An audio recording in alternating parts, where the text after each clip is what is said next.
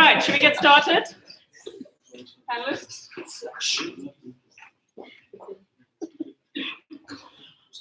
Thank you. Welcome for joining us. To the new people, how many new people? Wow. How many of those know nothing about design thinking?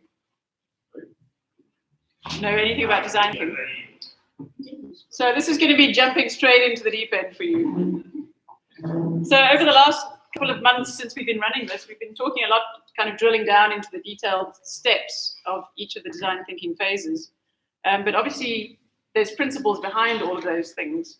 I saw a great, well, it's not great actually. It's a quote in a dissertation, so that tells you a lot. Understanding, so the role of the facilitator in design thinking, which is what we need to talk about. Understanding the behavior of design thinking in complex environments, that's the name of the dissertation. The facilitator enables design thinking to emerge through team members using participatory and collaborative methods. You're comfortable with that? No. So we're here today to unpack the role of the facilitator, how to facilitate, and hopefully in some slightly less complex language. Isn't it very simple? This is democracy, the facilitator runs it. Well, let's hear from the experts. So, moving from left to right, we have Thabo Ramphore. Thabo used to work with us at Standard Bank. He's now innovation lead at Switch Innovation. They provide consulting services and an innovation management platform that is actually built using design thinking and lean startup principles. Thabo has experience facilitating within large environments like Standard Bank, but also smaller companies. In his spare time, he moonlights as a Taekwondo black belt, so don't piss him off. Be nice with your questions. And he has a sneaker fetish. Yeah. So. To Thabo's left is Rachel Auckland. Rachel, also with Standard Bank in this corporate investment bank division. She's part UX designer, part design thinker, and lover of any methodology that helps solve real-world problems. When not helping bankers, she paints, draws. She actually does lino printing even. You guys should talk. Yeah. And tries to be creative. And I think she's just a little bit modest there. To her left, Justin Coetsee. Justin is an entrepreneur and co-founder of Ignitor that helps startups and corporates build better products faster using research, lean startup design thinking, and new ways of working. Justin's an experienced facilitator in general, but especially design sprints for large corporates and small companies. He describes himself, well, the internet describes himself, as a lead activist, a father, cofficianado, and part-time cyclist. Is that all true still? Unfortunately, he didn't give me a little description, so I had to make one up. I'm not very excited. And last but by no means least, Palesa Sibeko. Palesa is co-founder of two companies, Inquisition and Signal, one non-profit organization, Girls Invent Tomorrow, and volunteers at two other organizations. So I feel really privileged that she's got time to even come spend with us today. She dabbles a bit with open source hardware and still has time for single player games on PlayStation and Xbox. She's a super skilled facilitator of design thinking, but also in employee experience and organizational design. So a little bit of a spin there on applying design thinking in other aspects. So I'm very happy to have you all here. In no particular order, I'm just going to ask them to share for maybe 5 minutes a little bit about their experience in facilitating. We don't want to hear their whole life history and how they came to know here and where they were born. But just to spark conversation, and then we'll open it up to the floor for questions, and we'll then just turn it into a more conversation. Happy? Who wants to go first? Can I just ask a question before? Sorry. I thought there was wine somewhere. You kind of implicitly differentiated design thinking from organizational design. And if design thinking is human-centered, surely organizational design should be human-centered. Exactly. So I'll let the experts speak about that, but I think it's about applying it in a ways that maybe not everybody thinks to apply it. There's something for you to touch on while you speak. So, who wants to open the floor? I'll kick us all solo. All right, cool. I'd say my journey in facilitation began about 4 years ago when I joined Standard Bank. And actually with Thabo, we had this mammoth task of recruiting 1,000 innovation champions within personal business banking across Standard Bank. So it sounded quite easy because I think at the time there were 25,000 employees. Yeah. So we were meant to recruit 1,000 and we fell really short of our target.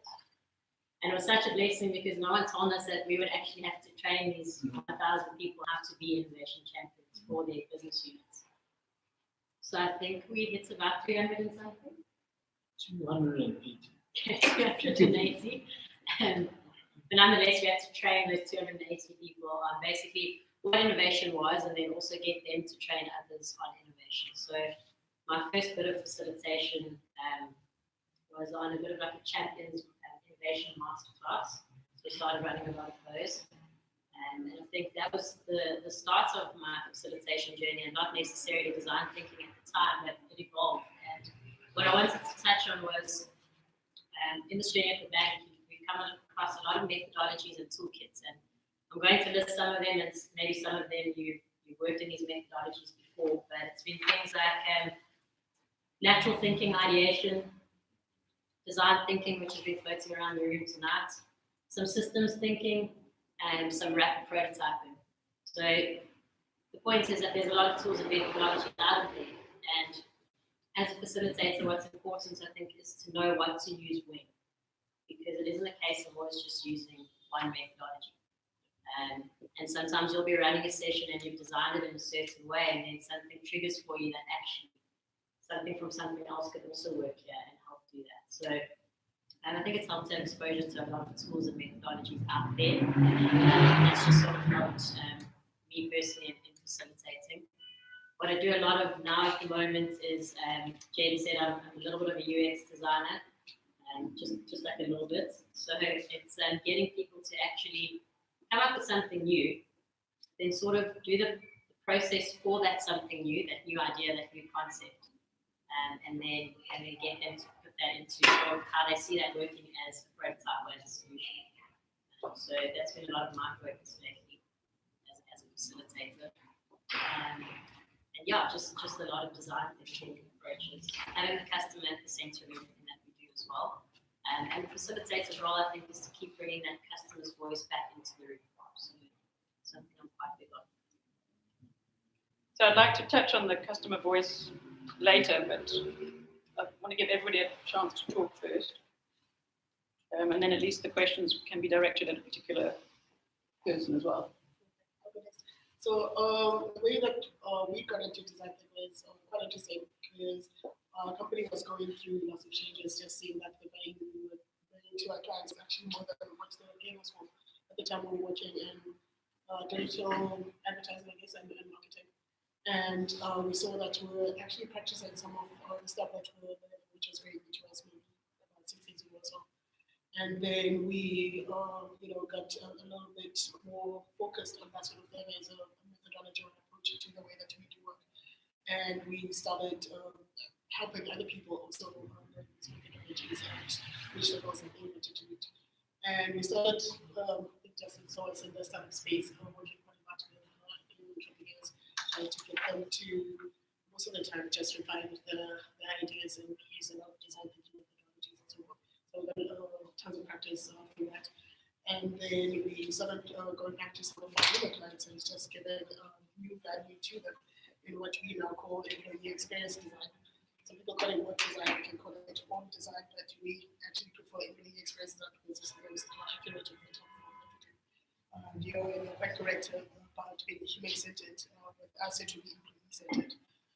So still very much human-centered, but we actually put them at the core of all the work that we do, everything from how they onboard, how they exit, how they interact with their teammates and so forth. So a lot of the design thinking work that we do is very much in line with that. And the things that we learned lots of things. So at first, with anything that you're trying out what's already out there and so forth. So we did all the admin stuff, the craft stuff, the methodologies and so on.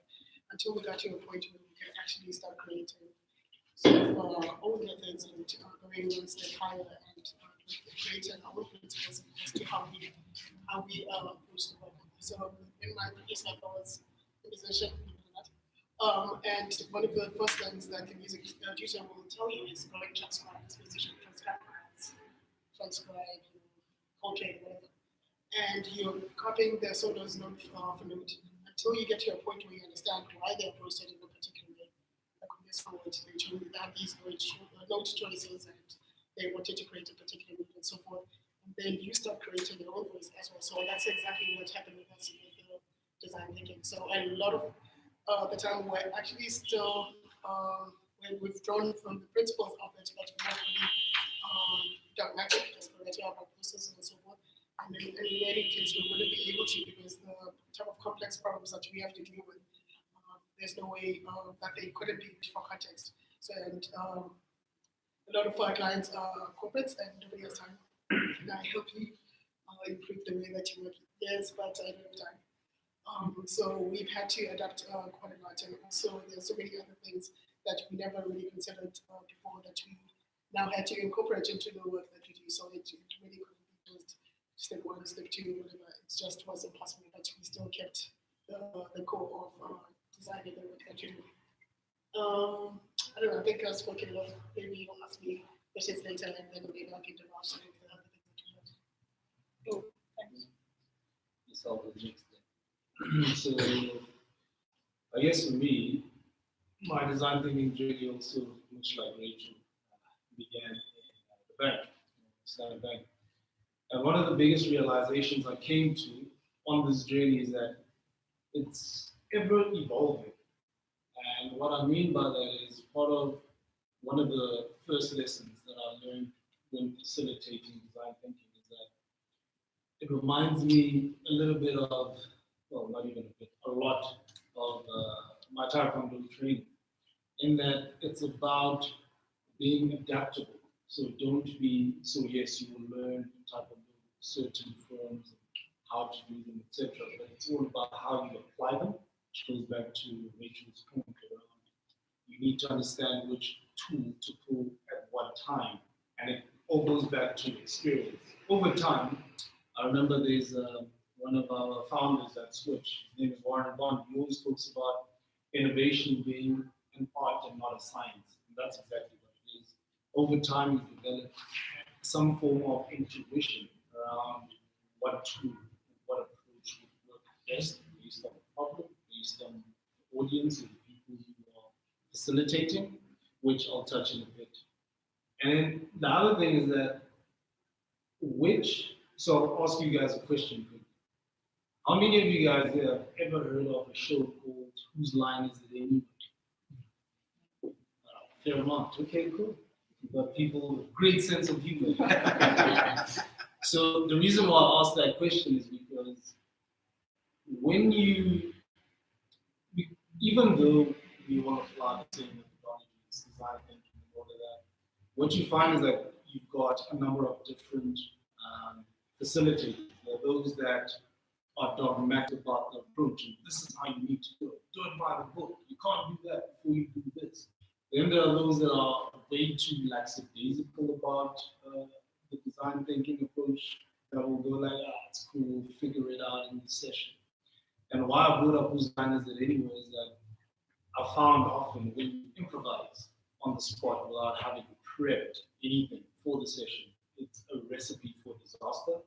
Because what that means is you haven't applied yourself in thinking about what the desired end state or the output for that particular session is, which is important. You need to at least have a stake in the ground and understanding, cool, we're running this all-day session or this 5-day sprint. What do we want to have by the end of this 5 days or this one day? And when we had a popular term and you didn't attest to it. Instead of that, you had a term called Gangnam Style, which basically means you're fudging it, you're making it up as you go. The problem with Gangnam Style is that it's not, first of all, scalable or repeatable. You have no idea how to apply what you did. Yes, it's easy to repeat.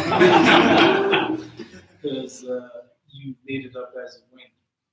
And for me, the other thing would be like, and I've seen this so many times play out with a number of different clients because we get to interact with so many different people, from renewable energy companies, pharmaceuticals, to financial services companies, and they'll always ask you the question around, would or is this even relevant in my area and or in my industry? And the truth of the matter is that innovation in its entirety, let alone design thinking, is pretty much industry agnostic. So it's just about how you apply it, which is why I was like, you shouldn't be dogmatic about your approach and how you apply certain principles around design thinking. The important thing is that the principles must remain the same, but how you apply them can be and should be different. Sort of like being fluid. One of my other, I guess, influences of Bruce Lee, which he always talks about when he came up with Taekwondo, talks about being fluid, be like water, flow. That's exactly what it means. Like that, if you're thrown into a certain situation, be able to apply yourself in a certain way. Which goes to the fact that, well, the point that I was trying to get to, which is in that session, in your preparation for that session, besides understanding what it is that you want to get out of it, understand the industry or the people that you're going to be working with, particularly the industry, because it helps you with your examples. Remember that, and as you saw when people lifted their hands up, when Jen asked how many people are new to design thinking, there were a couple.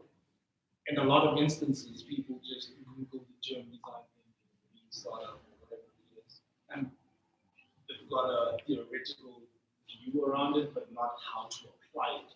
So whenever you can give examples relevant to that particular industry, Asiya can definitely attest to this because we've seen it come up so many times.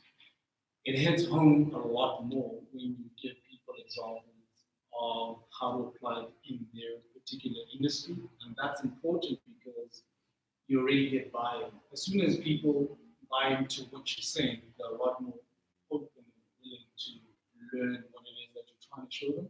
Whereas if you come in with a theoretical approach, a cookie-cutter type approach, people say, okay, I don't understand what you're saying. It's a lot of jargon. I have no idea how to apply this in context.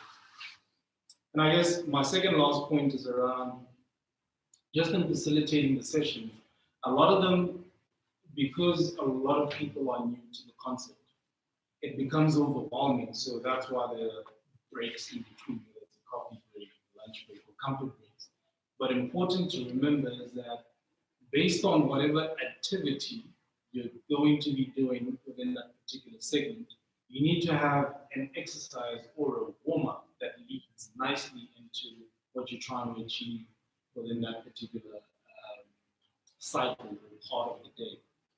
And I guess a good example would be if you're trying to teach a team around prototyping and iterating. We like to use the paper plane approach, where you ask the team to build a paper plane and then ask them to create or build this paper plane out of paper using their weakest hand. So if they're right-handed, they use their left hand. As a team, you need to find out who it is that is going to actually flip the paper plane. So you have guys that are building the plane and guys that are going to flip the plane. And it's a nice competition to get people going as a team where you go like, cool, there's a prize for people or the plane that goes the furthest. And what that teaches the team is that they're iterating this paper prototype of this airplane because they're constantly checking out different designs of how to create a plane that will go far.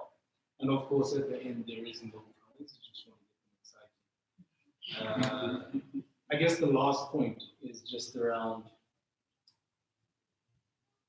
once again, I want to ask you guys a question. Has anybody here ever heard of black milk? No? Black milk? Nobody? Is that like a black latte? No. Has anybody ever heard of Thabo Munch? Cool? Cool. And has anybody ever heard of Sky Zoo?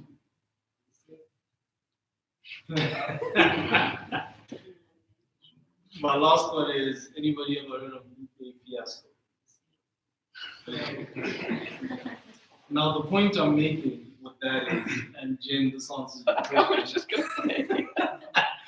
All of those names that I just threw at you guys are names of, I guess, hip hop artists that I personally love because I gain a lot of inspiration from them.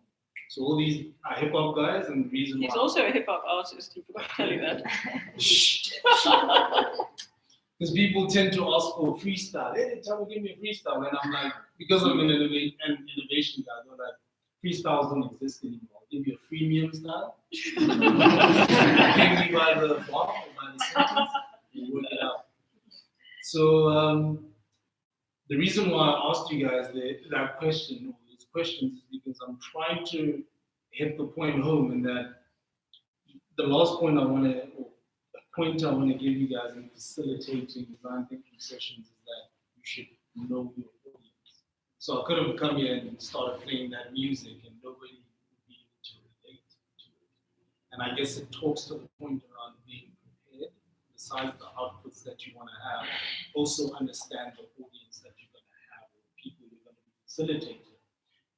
Because for me, one of my favorite stories is when we once facilitated a session for a bunch of techies. I'm talking guys who lock up in a dark storeroom.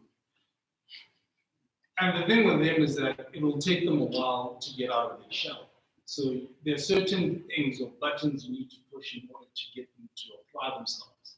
Whereas if you didn't know that before the day, you would just apply a cookie cutter approach and do the same things. And you would think these guys aren't engaged, but the thing is, one talking the language because you haven't tailored your message to them as an audience.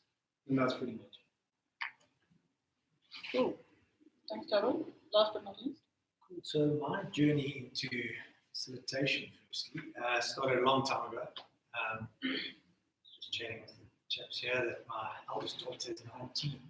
So I've been at this for 20 plus years. And it started out of frustration, really, having too many meetings that go nowhere. And it's still an issue in the world today. People have meetings and walk out and no one knows actually what they're discussing. So when I got to a position of what you used to say in management, power, people you manage now, you're in a position of power, you could dictate the terms. I started trying different things. For example, I'd say, no meeting without an agenda. If you want a meeting with me, I want an agenda. And I'd invariably cut meetings in half. So people would schedule half an hour with me and I'd make it half an hour. But then people cottoned on to it, so then they'd like try and push the meeting longer and I'd still just cut it down to half an hour. And I tried that for a number of years and didn't get many results. Or results weren't much different. Other than people walked out and at least they knew who was responsible for what and the action and that sort of stuff. But I still found that I was being pulled into too many meetings. I was just always having a meeting. Skype and these things changed some of those things. You can have very quick meetings now and you have to physically get people together, facilitating or coordinating diaries became a lot easier. And then before I could even, I still haven't fixed that problem. I left the corporate world and went into the startup space. And so this is where the design thinking now comes into it. So my background is more in tech. So I come from an agile background. 2004 was the first time I was exposed to agile. Some people don't even know it was around that long ago, but anyway. And so this idea of kind of moving in short cycles and moving things forward quickly became part of the way that we did stuff. So what I learned over the years, especially in IT, I don't know who works in consulting firms, but every consulting firm has about 5 or 10 different frameworks. Depending what you're trying to do, they've got a framework for this, and they sell it to you at X number of hours and big. That's their product, right? So instead of buying a pen or a phone, you buy the framework, and they can charge you a lot of money because hey, they've invested a crap load of time and effort into building that framework. The problem is the guys that came up with the framework sit somewhere in Boston, or New York, or London, or something like that. And the guys here are just a bunch of PowerPoint jobs. So you very soon come back to the point of They don't understand the material, they don't understand the audience. And so that became personally frustrating for me, being in a consulting firm and putting in a lot of effort and seeing a lot of results. And so again, I started to try and focus more on how can I get better results. So meetings were irritating me, and the actual job was irritating me. And so Agile for me became a way that we started to solve this. There was less of this sort of framework stuff. It was more focused on, hey, we're going to deliver some stuff. But we still had massive failure. And then I got exposed to this thing called Lean Startup. And that's when it clicked to me that we're not involved in customers. And yet, one of the, I think it's like the third or fourth point of the Agile Manifesto is about putting customers front and center. But over the years, the corporate world's been focused on delivery and output. Agile, especially safe Agile, become very much about how much code can get into production as quickly as possible that's working bug-free. And not have the customer get on your back. Yeah, so that's the measurement, right? And so the customer becomes the voice of the customer, which is basically what used to be a business analyst. It's now become the voice of the customer. There's no actual customer involved in this process. So Lean Startup highlighted this for me. I suddenly realized, wait a minute, so this is where things are going wrong. And so I found a business partner and we started focusing very much on applying Lean Startup. We had some really good success with it straight away. Lean Startup on its own wasn't the answer. It wasn't a complete answer. It was, again, just a component. But it started to solve some of these issues. And in working with that, I came across design thinking where it was really about trying to get to the crux of the customer's needs and the problem the customers have. And so in the last 6, 7, 8 years, I've gone from a consulting space where I call it a purist, because you learn a methodology, and that's the methodology you apply. And with this other innovation framework that they came up with, never, it can't work.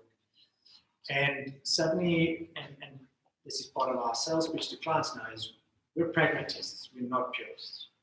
So we use design thinking, we use Lean Startup, we use Agile, we use rapid prototyping, we use jobs to be done, effective thinking, all sorts of stuff. It comes back to some of the points my co-presenters here have made about this being adaptable and applying the principles of what you're trying to achieve and not being hung up on the tools and not being hung up on the methodology. And that comes from a place of, one, being comfortable with, and two, playing with these things as much as possible. So it is an experience that Jen and I were having this conversation earlier about training and this dilemma I'm currently in about constantly being faced with clients who say, well, we want to do design thinking training. We want to get certified in Lean Startup. And those are just tools and techniques. And at the end of the day, I've, again, power, paid for people to go on training, and at the end of the year, couldn't show any value for the training that I'd sent my staff. There was a line item that I had to account for in my budget every year. If I didn't account for it, I wouldn't get it. So every year, we pushed it up, and people went on training, so I could show, hey, training, but there's nothing for it. And so this purist versus pragmatist is a very big thing for me.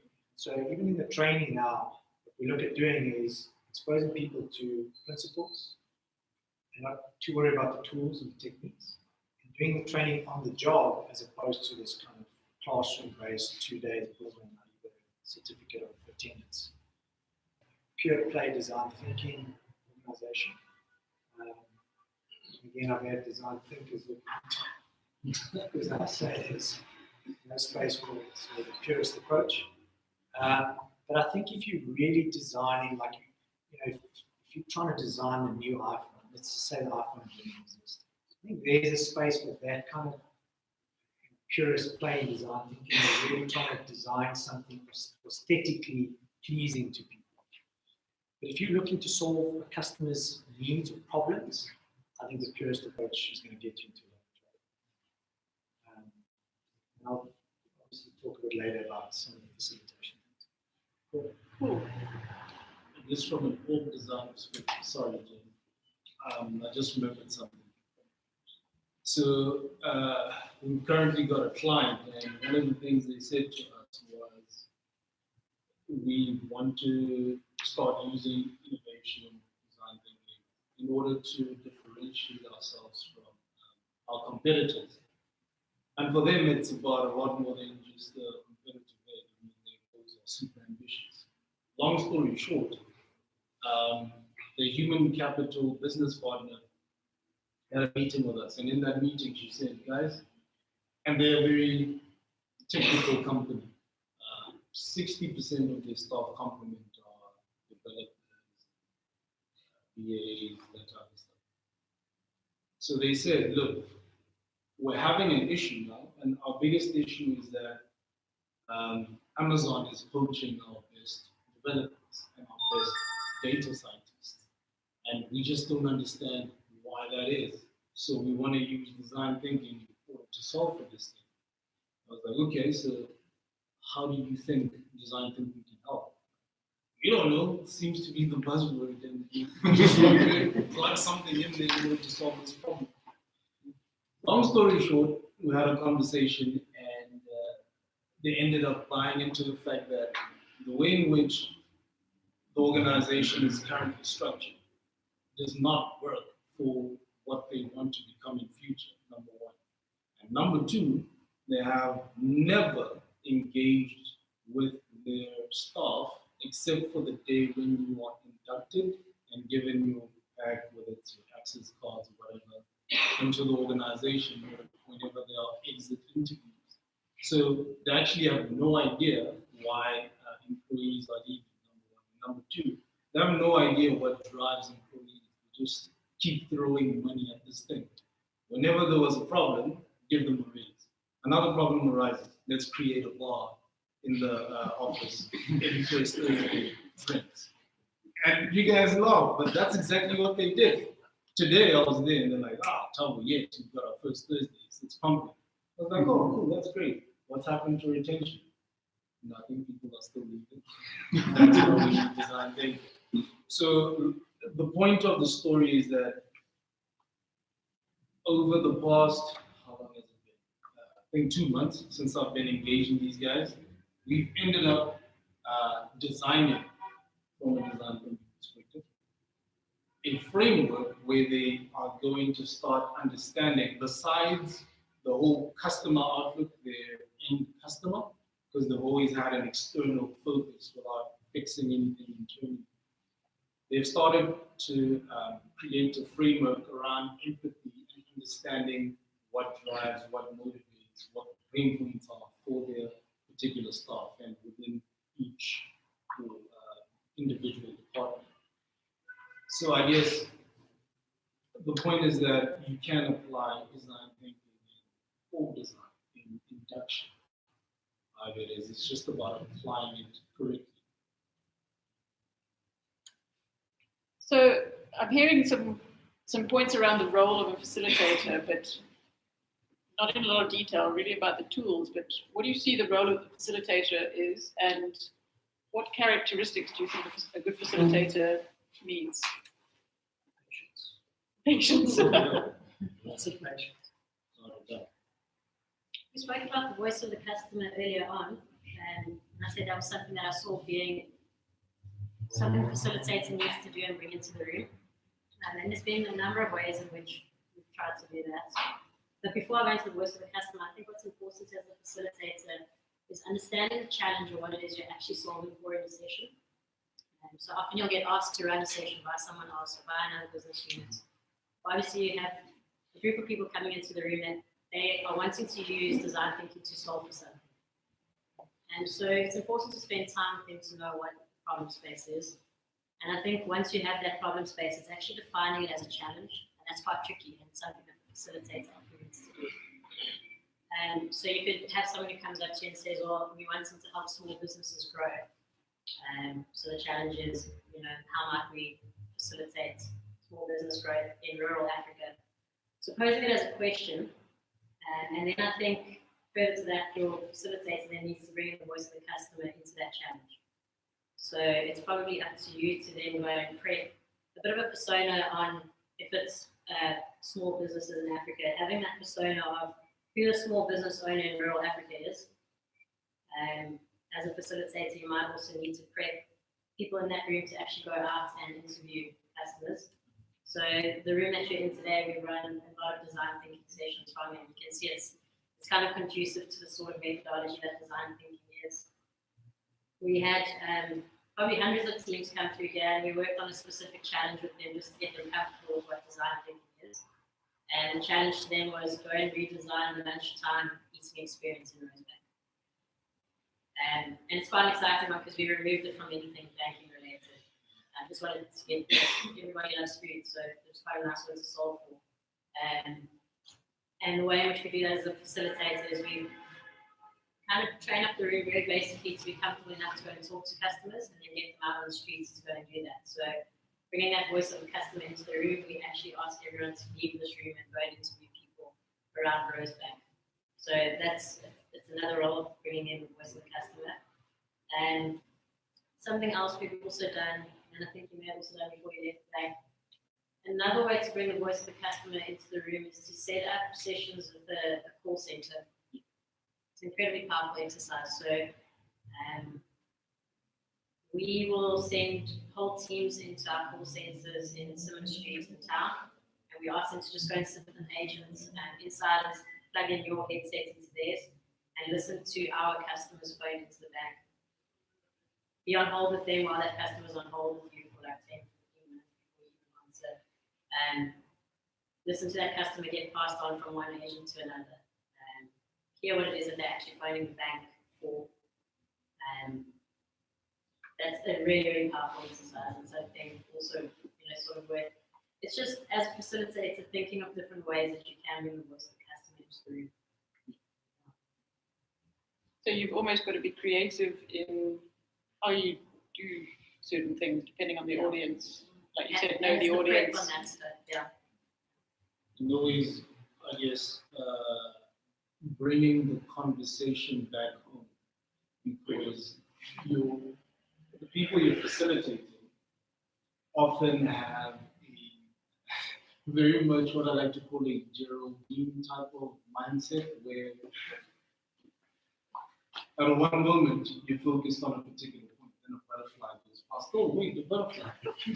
So it's very easy to go from having a discussion or conversation around, let's discuss what came out from the customer interviews, to then people start talking about solutions. Oh yes, then we can do this, then we can do that, then we'll speak to Rachel, plug this into the API, do that. And it's your role to constantly bring the conversation back. That's why at Switch anyway, we like to use solutions talking about. So cool, yeah, we'll take your ideas, let's park them for now. Stay in the conversation. And the reason why we park them is because once they have applied a key principle, we always tell them at the beginning of the session, which is TTP, which means trust the process. They realize very quickly once they've gone through the journey that the solutions that they suggested actually don't have the voice of the customer and are irrelevant.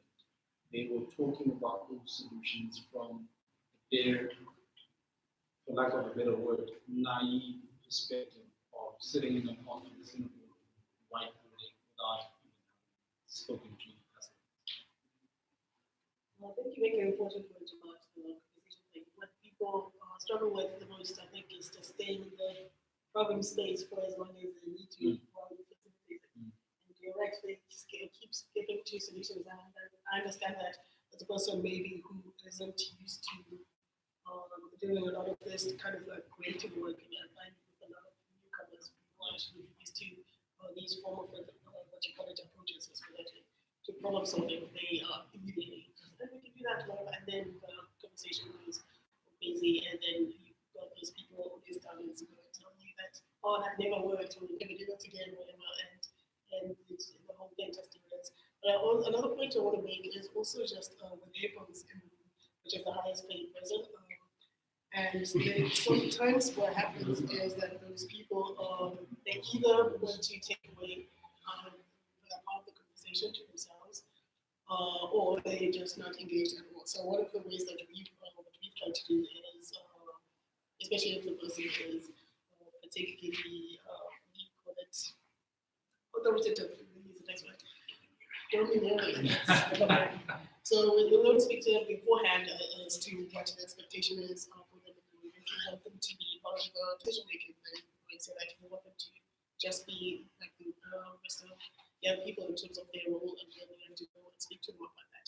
And then also in the way that you design the workshop as well, or whatever interaction, type of interaction you're having is to make sure that you are giving everybody's voice in the way that is going to be conducive to the outcome that you're trying to have.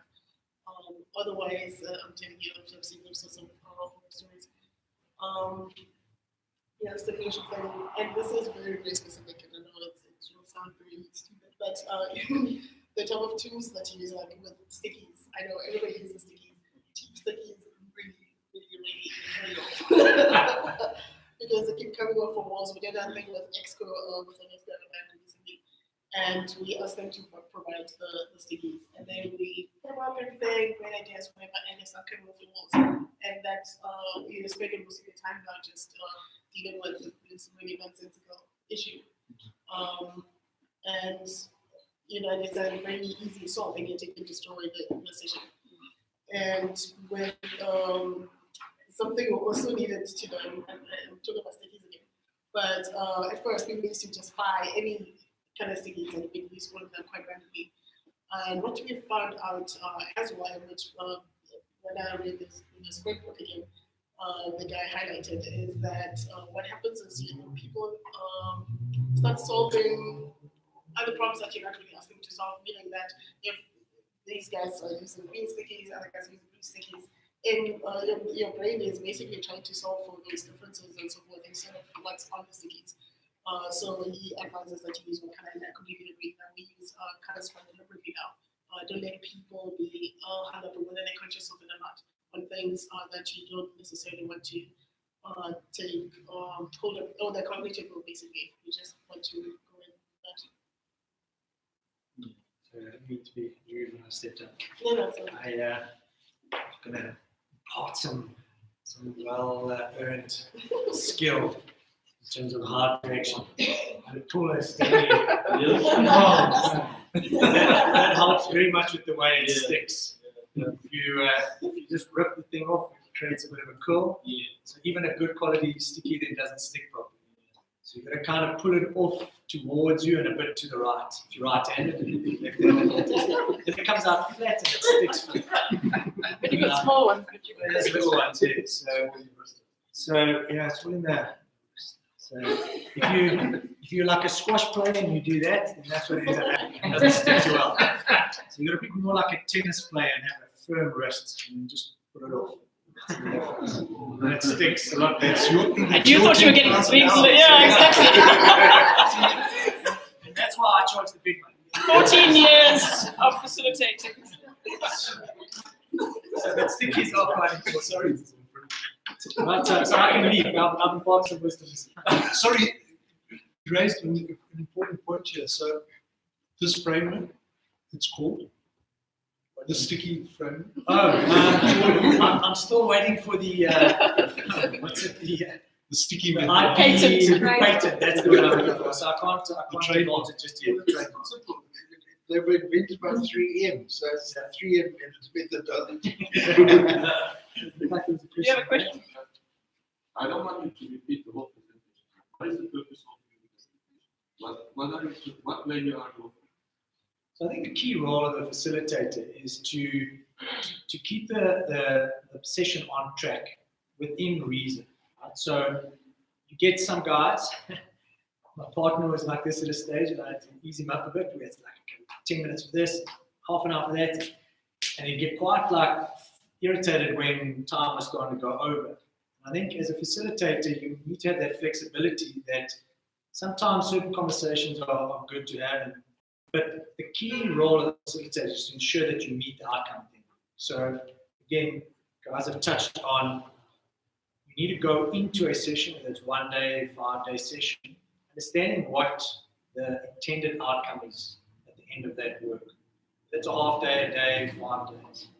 As the facilitator, it's your role to ensure that the work that's taking place during that time frame ensures that you meet that end goal. So if you look, for example, at the way that we charge our clients, I don't charge a per hour rate, I charge a delivery rate. And the result is I charge a lot more than most other people get to charge, because my commitment to the client is that we will achieve the outcome at the end of the day, 2 days, 5 days. If we don't achieve the outcome, I don't get paid. Let's say you deliver the product, the client is happy. What is next for? Well, that depends on the business. So our business, we're into trying to help organizations change the way they drive innovation. This is what I'm trying to get. So the purpose of your facilitation is also to add some more value than what they are asking you in that particular product. Otherwise, they'll keep outsourcing solutions. I mean, I Do you also consider that there's a knowledge gap and then you need to educate them so they don't need you again and again and again? I think that depends on your business model. I was having a slight conversation earlier with 2 ladies around the consulting work. And the consulting model is a dependency model, right? So I come in, I get my smartest, brightest, best looking people to come sit in front of you and press the crap. I was a consultant. So was I. I'm quite deliberate in saying today I'm a coach. I'm not a facilitator or a consultant, I'm a coach. And it's for very particular reasons. And so, and then when they've got the deal, they come and they put less qualified individuals in front of you. The whole idea is to then try and grow that team over time and create this dependency so you almost can't get rid of it. And so that's why I say, I think that's your business model. Our business model was explicitly to try and transfer knowledge so that I work my way out of a position, if you like, within the organization. Some companies, it's been successful. Some companies, I don't know, they just have that culture of dependency. Like they don't want to commit the staff for the training. So Thabo was talking earlier about the innovation champions. Some companies don't go find those people, so you never transfer them up. Do companies ask you that specific value add from you, or they want you to solve certain problems? Well, that's what we believe is our value proposition. But some clients just don't seem to, they engage in it. They say, cool, we're going to do this. And then workshop 1 happens, and workshop 2, and then it's like, okay, so we're your champions. No, we're battling to get the head count allocated. We're battling for, I mean, I'm at one client, I've been there 2 years now, and pays the bills, I'm smiling, but I'm constantly saying to them, we've got to elevate this conversation so that this becomes something the organization decides to do as an organization, so that I step away. At the moment, these point engagements around specific product needs you have, that's great, I'm billing you and I'm getting payment, but it's not fulfilling actually for me at the end of the day, because I don't feel like I've made progress with it. So it must vary depending on whether you're consulting or whether you're doing it internally. And maybe Rachel or Thabo can talk about doing it internally. How does the facilitating role look? And Thabo, you've been on both sides. Mm-hmm. How different is it being in the company versus consulting to a company? Yeah, so that's a good question, because it's one of the things that came up with, I guess, another one of our clients about 2 weeks ago. And it's the fact that the difference between being within the organization and being outside or being consulted is that when you're inside, people view you as a peer. So it's Rachel or it's Thabo and he's showing us stuff. And what that means is that they will engage. The thing is that I remember particularly with us, our team was tasked with, I guess, building innovation capability, which means that we needed to be redundant over a certain period of time. We didn't want the organization to be dependent on us and on our skills, and as a result, we were on a mass mission to inculcate all these different tools and methodologies within different areas and business units. And what would happen over time is that what you want to do is create a team of early adopters within the organization that adopt this way of work. And what you would effectively do as a team is that your role starts to evolve. And that means over time, the organization will realize that they need you in that you are maturing over time, meaning you no longer need design thinking training, you've got the foundation. Now it's all about applying yourself. And applying yourself means that often the misconception is that when you apply design thinking to product services, whatever it is, a business, is that once you're done, you've spoken to customers and you've got the solution done. Bob's your uncle, you're making money out of this thing. But the key thing is that over time, you constantly need to iterate on this, keep learning from it. That's what's going to give you the edge over time. Not that we're done with design thinking, we've gotten what we want, but coming to the realization that you constantly need to apply it in order to make sure that you're forever relevant. Just the last point there is from a consulting perspective, the difference is that, and it's unfortunate because when you are asked to do work like this as a consultant, the truth is people will, once again, for lack of a better word, respect you or respect your time a lot more than if you were a Thabo that works internally. This guy knows what he's talking about. He's a subject matter expert, as opposed to if I'm internal. He's a consultant. These guys know what they're doing, so you have people's attention. And they will give you their all at all times. And when I contrast my journey in the bank versus right now being outside the organization, it's exactly the same sort of thing. I've had interactions with people that I used to work with, and the, I guess, attitude is a lot different. To put it that way. Yeah, you have a question? Yeah, a couple actually. But I think they all come to one of the same thing, because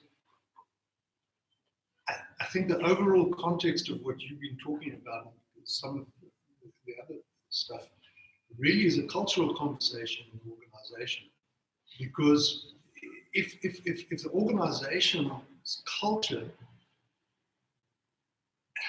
doesn't engender, doesn't support, doesn't reward that kind of thinking, there'll always be a district, there'll be a friction, there'll be some little clusters of people that want to do one thing, and a culture that is friction when fights, pushes back against it whenever they're trying to do that. And I think the culture thing also relates to, when if you're an internal person and in the right kind of culture, if you're an internal person facilitating rather than consulting, it could be incredibly powerful because facilitating, I'm not sure what the right word is, but maybe plays a demystifying role. It takes it off that ivory tower and says, hey, if he can do it, we can do it. And I think the very fact that that is how people see you, I think tells you something that's sick in that culture. That and the very fact that you have to position yourself as a consultant, you have to get up on an ivory tower to get people to listen to you, is a serious problem in the environment that you It'd be a really cool workshop to have, is to design a way to do it better. Yeah. So to that point, you're absolutely right. Another thing I've noticed with organizations is that they want to apply design thinking in order to gain competitive edge, but forget to nurture their culture. Does your culture actually support what you're trying to do? Which is why it's important to perform a culture audit in order to understand what the lie of the land is, what the landscape of that culture is, so that you understand what sort of interventions or things you need to put in place in order to nurture it. So I'm a culture fetishist. What was I've that? got a culture fetish. But I maintain that any organization only ever has one advantage, one competitive advantage, and that's the culture. Mm-hmm. It's the only competitive edge that any business will ever have, because technology can be leapfrogged, products, pricing, whatever. It all changes, but your culture makes a critical difference. And if your culture doesn't support, and I'd say not even support design thinking per se, but what Justin was saying is, you actually almost need to become. He's a musician, so he knows his scales and his modes and all of that. Yeah, that's bullshit. I don't need any of that. but he's got this. He's got this whole set, and he just seamlessly weaves it all together into something magical. And I think that's part of what Justin was saying. And funny enough, as you were saying that, I showed it. Maybe it was a bit rude, but I showed him an article that I wrote where I said, "Be pragmatic, be eclectic, just."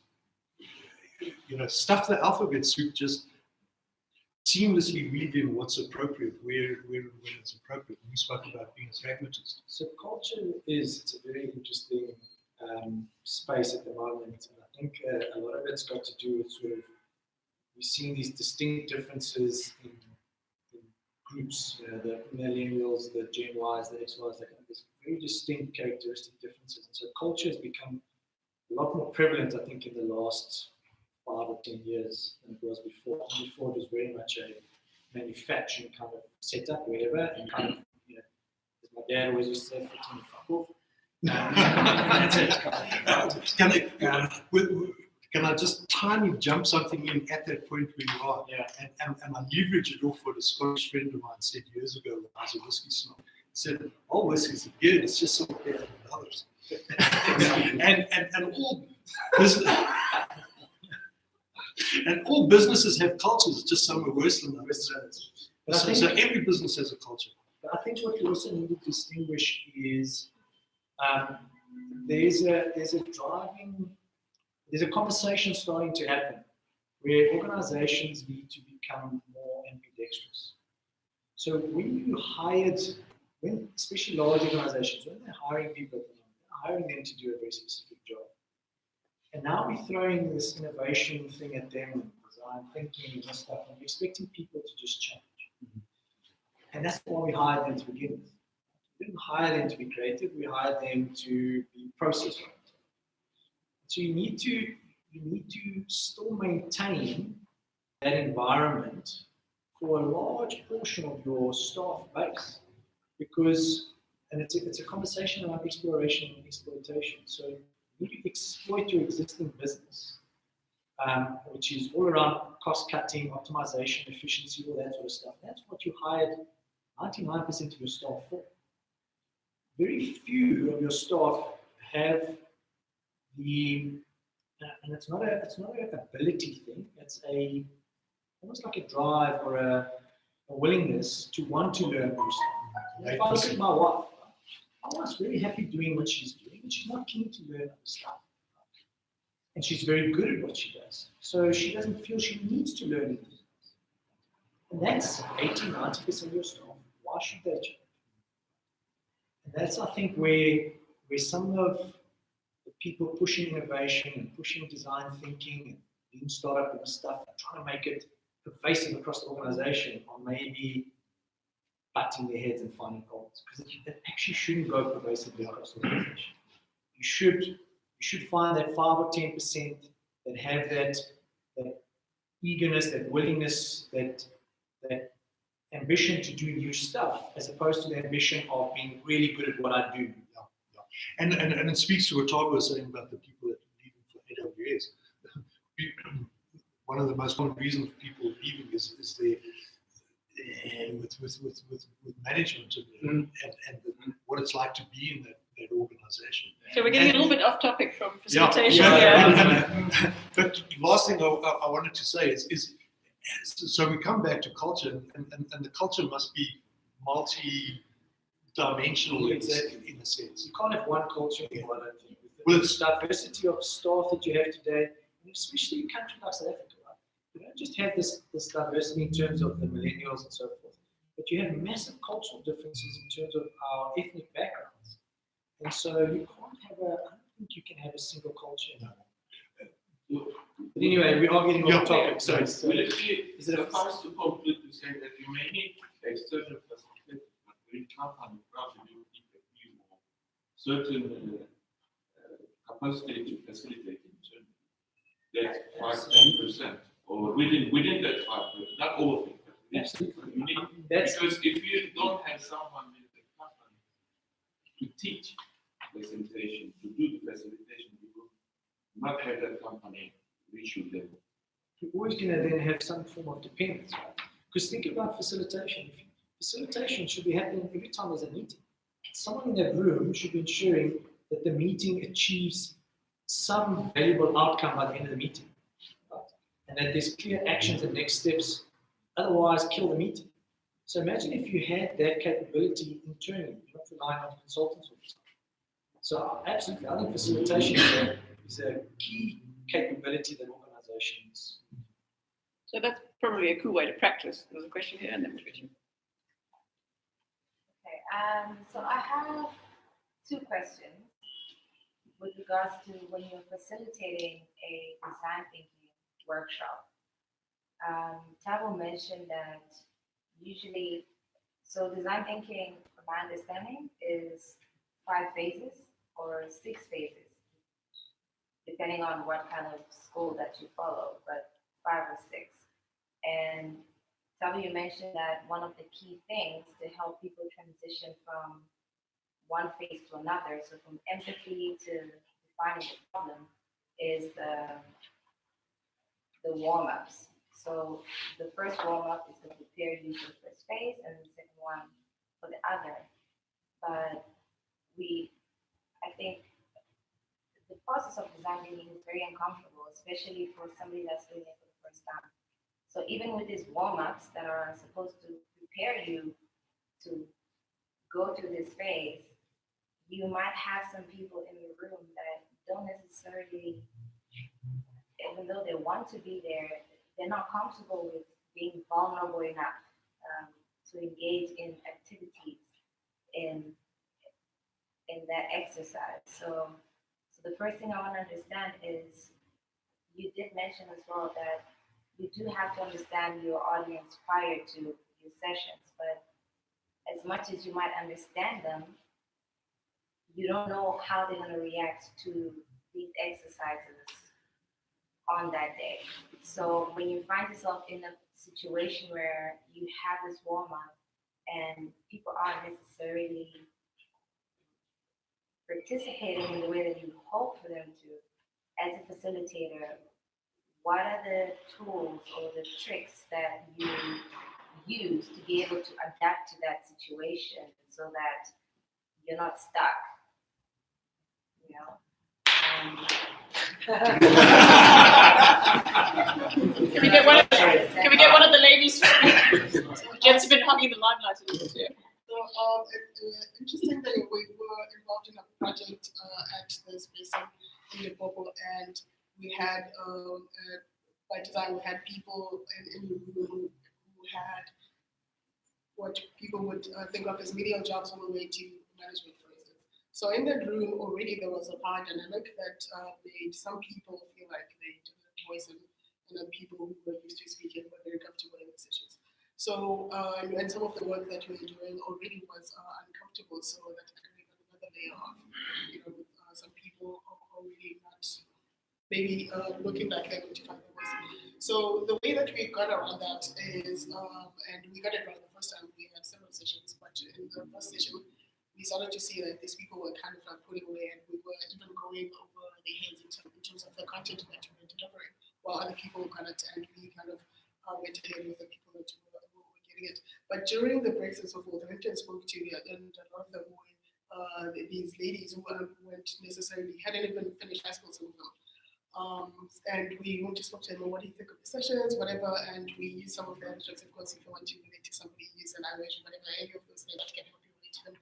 And then they told us very frankly about, I don't really get it, I don't understand what the point of this is, whatever. So a lot of it wasn't even contextual, so context was super important.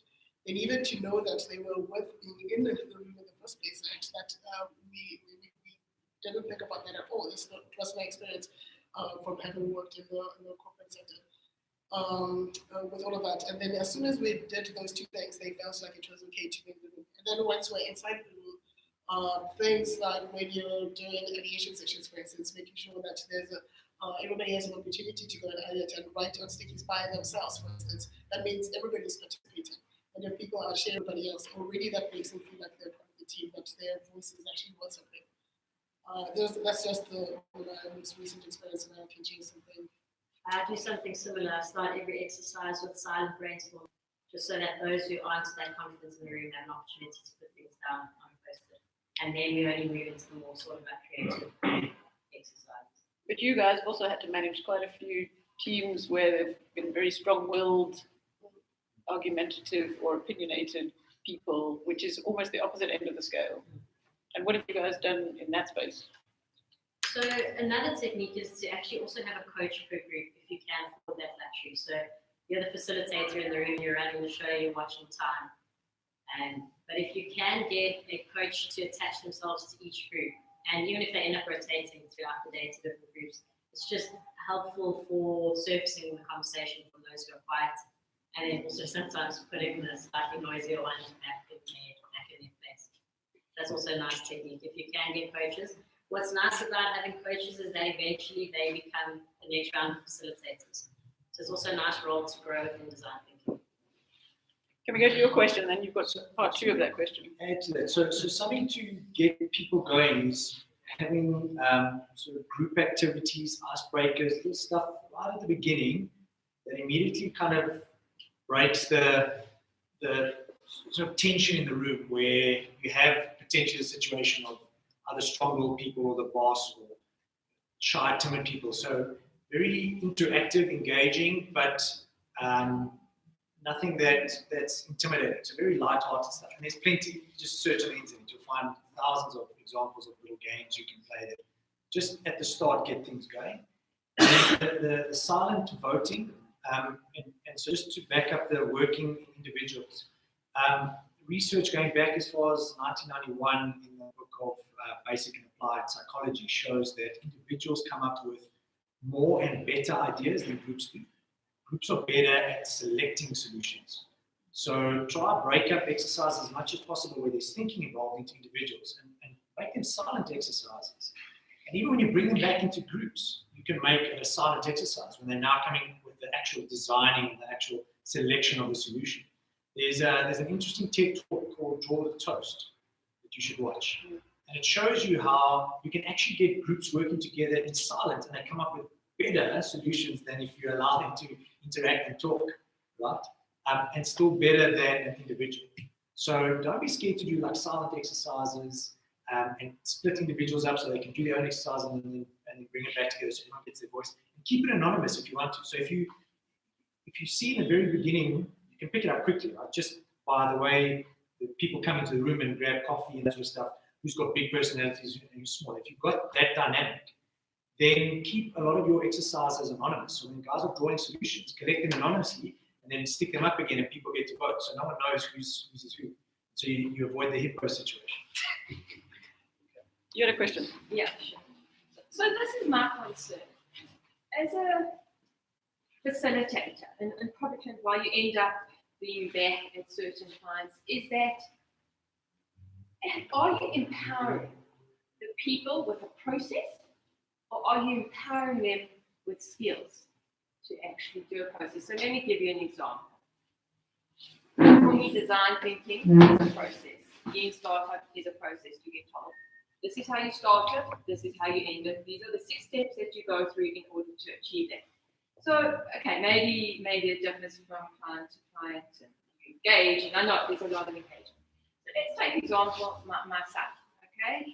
He comes back from school and he says to me, Mom, I need to be able to do this project. Oh, I'll give you a pure example. He needs to learn for a natural science test. Okay, Zach, right, let's start. You must draw the, what's that mind map in the middle, and it's all about energy or matter, and then you've got atoms on the side, then you put step by step and carry on.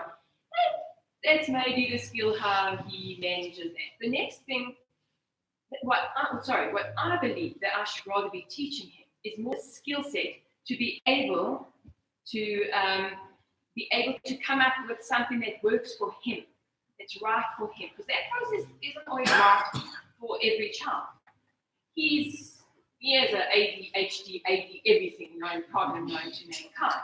And he needs to come up with, so I know he does need a good selective generation. He must be nice, he must be power. So I'm trying to encourage him to have the skills of being able to come up with a solution. He needs to know resilience. He needs to know that if he fails, it's okay. He needs to know creativity. He needs to develop the skill and then come up with maybe his own process. And this is so what I'm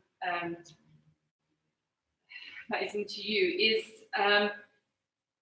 you are teaching the process.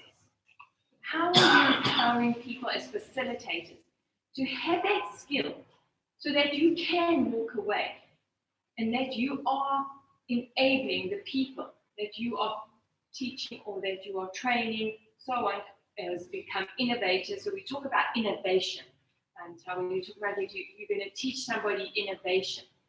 What actually is innovation? Isn't it? It's more about the skill than the process. Isn't it? It's not an either or, surely. Can I say something as well? So I also practice design thinking, and of course I'd like the panel to answer this, but I think that's a very important question that you asked. But you know, for me, how I use and practice design thinking, yes, it is a process, but it is a process. But as much as it is a process, it is also a mindset, and it's not rigid. And simply, it just says, understand your audience, define what they need properly based off not your assumptions, but your understanding after your interaction with them. And then from there, try to come up with an idea of how you could solve this problem for them or better their solution, and go back to them, see how far it works or doesn't work for them, and keep on iterating and changing it until you get to a point where somebody says, this actually adds value to my life and it solves my problem. So it's not so much a process. You don't have to start from, it's not a waterfall, but so much as like your son, you know, understanding what works for him or what doesn't work for him, or for him to understand what works for some people and what doesn't work for some people, or a certain situation, and then from there, building up how we can go about to resolve that. So I don't see design thinking so much as a process, but so much as a mindset of being open-minded and willing to let go of your assumptions and your biases and really focusing and centering everything around this person and then working with them so that you can come up with a solution that actually creates value for their life. But I suppose a lot talks to those outcomes you were talking about. What is the outcome of whatever it is you're going to be going into? And if the outcome is, I need to be able to do this by myself, then there must be a much bigger mindset learning element rather than we're just getting to an end point of. Something that we do at the end of each session that we run in our team currently is we try and identify 2 to 3 people that we will train afterwards. And that might mean sending them on an official training with someone like the D school, or bringing them into our next session, almost as like an outsider into the next one. So we've been quite good with that, just identifying 2 or 3 people that just really click with the process. But just to Jen's point now, essentially I see it as you get called in to kind of do 2 things. One is to train people on a process or a methodology, and then what they make of it and take it to something else is up to them completely. Or sometimes you get asked to come in and solve for a specific challenge, and your outcome there will be to design small bets or experiments that team can take forward to go and test an idea. So it's either a training or a designing experiment opportunity. So in that case, it's going to be like learn by doing rather than learning by learning. In our case, it's almost always about the outcome that they would have. A lot of people actually don't really care about learning design. They just use it as an approach that they can have to solve the problem that they have. And for us, it's absolutely crucial that we pass on the skills. That's our success factor, actually. If we walk away and we're the only people who are better off for having practiced design and failed. But a lot of the time we share what we impart to them is more than just all the nice tools that we've given them, but it's also just, I would say, the mental tools, the way that you can actually resolve the problems in new and interesting ways. So a lot of the time when you go into these organizations, people have these myths about what's absolute law, that I can never do this, whatever. They basically want permission to go and do certain things. What design does for them when you start introducing them to this way of thinking is that, actually I can ask these questions and I can actually make small bets and I can do that now. And I can run small experiments to implement it to where I need to be. And I think that's probably a much better skill for them to have rather than just teaching them 5 steps of something. I think also just to bear in mind with your example of your son is, the 4 levels of sort of competence. Unconscious incompetence all the way through to conscious competence. At the unconscious level, you've got to just start with basic skill training. So you've got to just show them something, get them to use that thing. So eventually they understand the principle of that thing. The principle of the mind map to me is the opportunity to get something out of my head so I can actually visualize it and start to see the connections and start to make sense of this. That's the principle. I can do that with a mind map, but I can do it with stickies, I can do it with a bunch of other things. And so that's what happens is as you pick up these tools and techniques and processes and frameworks, because that's all these things are. Those things are only as good as the individual using them. So there's nothing wrong teaching in the mind map, but then teaching the principle of why he's doing it. So that then when teaching another tool or technique that teaches in the same principle, you can start to see which one he likes. So that's how you teach and evolve someone to that conscious competence. So yeah. Geraldine was jumping. No, I just have a question on ideal size of a group to facilitate. So what would be a group too small or too big? Never had anything too small per se, but I think anything that starts getting beyond 20, you want those coaches to help you facilitate the day. We've had large groups of 30 to 40, but then you need to have coaches attached to each group just to repeat instructions on exercises and like what the team actually meant to be doing. We've also run design thinking sessions with 2 or 3 people, so I think it's a personal preference. I think it's depending on what you're trying to do. You can facilitate large groups, and we've done groups of 50. But the groups of 50 are essentially 20 groups of 2-3 people. And they 2-3 people work on the same thing end to end, not just do large groups. We've had really large groups for people who just want to do design thinking as a fun exercise for their teams and so on. So they don't have a particular outcome in mind other than we just want to have fun and use a creative energy source. But then in that case, definitely need co-facilitators for that, but it's not as important to understand the detail for it, but they just want to use stickies, storyboard, whatever, all of the stuff, and then that's okay for that. Question over there. Yeah, actually, Here and say then. first. Hey, Me first. you first. Thank you. I actually want the previous discussion was very interesting. I have a design studio, so I've got a whole office full of designers, which is a very different kind of problem that you talk about. But what's really interesting when I've taught for a couple of years architecture students and design students, and the idea of giving people skills is so critical for designers because you always think it's intuitive as a designer. Eventually, when you start practicing as a designer, it becomes almost a second nature. It becomes part of your being creative and a designer, coming up with innovation every day. It's expected of you. Eventually, becomes part of your being. But what was very interesting to me as teaching was how students that work really hard and they absorb the information. Suddenly, there's like a moment where everything just kind of clicks.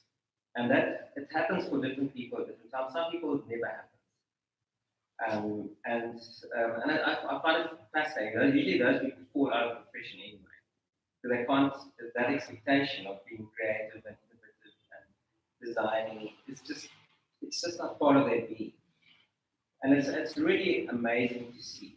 I think for me that was probably the most rewarding part of teaching, because teaching is like facilitation, so it's just a bit of a background of design, being a design environment, and not so much a problem-solving environment. And I think, Jane, we're still part of the same team. We wanted to see if we could facilitate a design thinking session for young children. We wanted to see how they took to the methodology of design thinking. Just because they're inherently creative, they haven't had that creativity boxed out of them yet. And so we actually did it as a youth day initiative. And we were told we were getting 17 students, and then a bus of 30 plus arrived. And we did. We did it. Yeah. Yeah, it was actually incredible. So we facilitated the session, and they took to the methodology so well. In fact, they were even calling it things that we do, in each phase of understanding and ideating and points of view. And we just got them to solve for, we asked them to design a really cool school band. The stuff that we got back from them was phenomenal, like solar-powered school bands. They could charge their cell phone and do this, and this. I mean, things we wouldn't think of. And it was afterwards we couldn't understand why we were so exhausted. We were absolutely broken. And it turned out that no one had told us that these kids were actually mildly autistic. So one of the toughest sessions we've ever had to facilitate. But I think that kids and the teaching opportunity, it's absolutely incredible, and it's there, and they just get it. So just to validate that, I did that design thinking course through IDEO. And my son, actually, this 80 whatever child, actually said to me, Mom, what are you doing? And I said, come sit with me and do this course with me. He loved, he's a 12-year-old, he loved every second of that course, especially the divergent thinking part. He absolutely thrived. And I just realized that the way they're being taught in school and education is just so right. It's a whole nother level of conversation. I just want to interrupt for a second. I've got a book to give away at the end, the Design Thinking Playbook. Just for everybody who's a parent. And if you can write your name on a sticky and then pass it around, I'll start at the other end. How many ADHD we'll throw it out kids? the hat. How many ADHD kids does it take to change a light bulb? Would you like to ride my bicycle?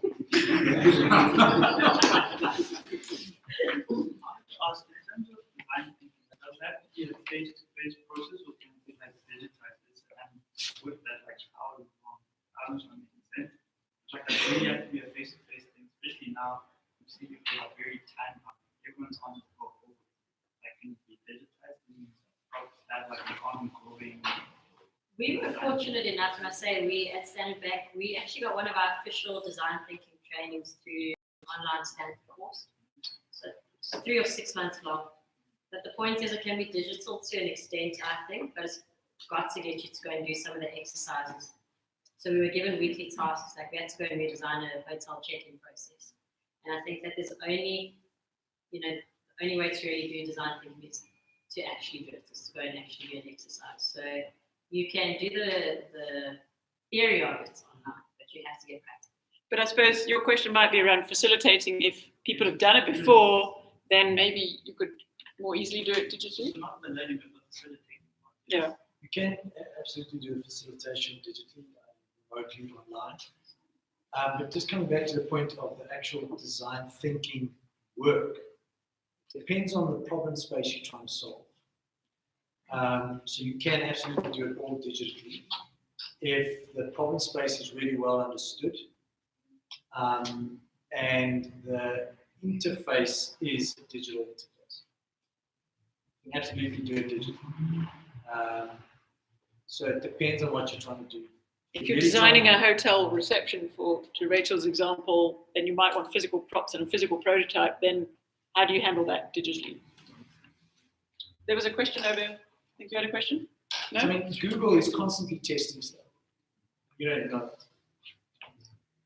They don't talk to you at all. But they're constantly testing and improving their interface with you. So it can be done. It just depends what it is you're trying to solve.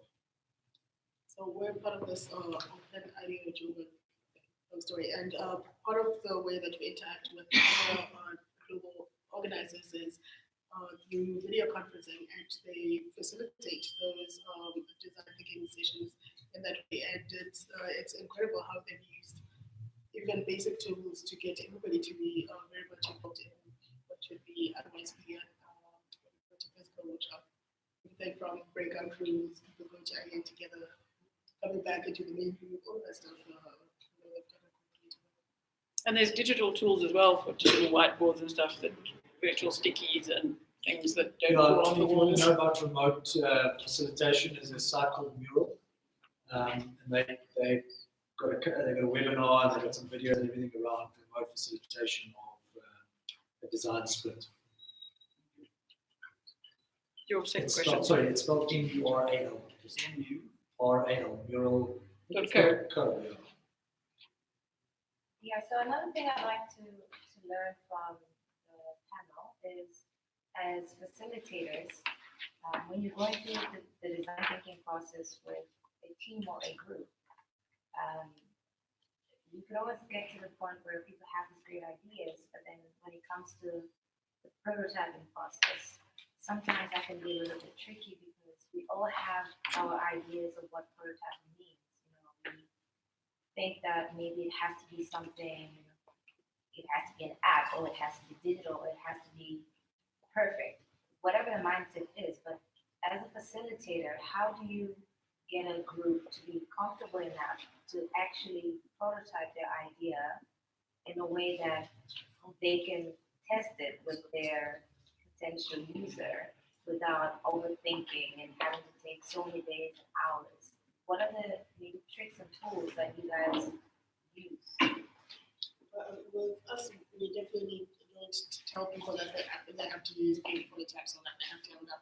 I know with we also with another organization, we have so many with kids, and kids almost always want to build stuff, and we're quite happy with that. But prototype can take many forms, and we let them know that sometimes if the client that you're working with, which has a tagline that you wanted to prototype, how will people react to it? In that case, it's literally just a line, and I'm going to test X number of people who are find out what their feedback is. And then that's different from if in another during our startup days, people would actually do wireframes and so forth, and do the physical prototypes and so forth. And the way that I think you get them comfortable with it is, for them to determine the appropriateness of what's going to give the type of feedback that's going to help you move on. Is basically determined by the outcome that you want, rather than by something that's prescriptive.